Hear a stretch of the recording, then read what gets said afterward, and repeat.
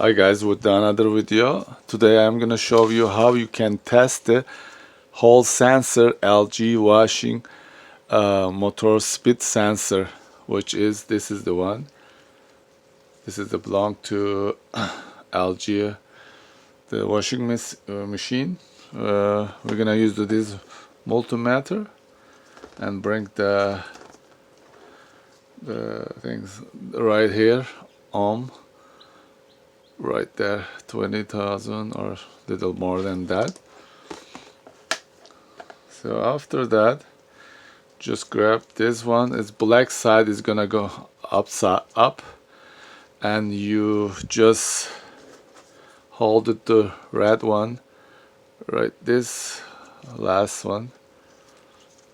This is the one, and the other one goes black is for first right side of. As you see the digit here, it's moving right here.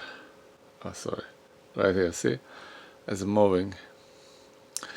First pin is good. Second one next to other one, not this, the other one. This is the one. Let's see. See, this is around 10.07, and yeah, this is good sensor. The other one, which is not working, let's test. Red first, red one here, and black is goes to first right side. As you see, nothing moving.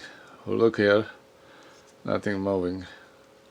The other pin next to it, see, is moves. One pin is, yeah, as you see, there is a movement.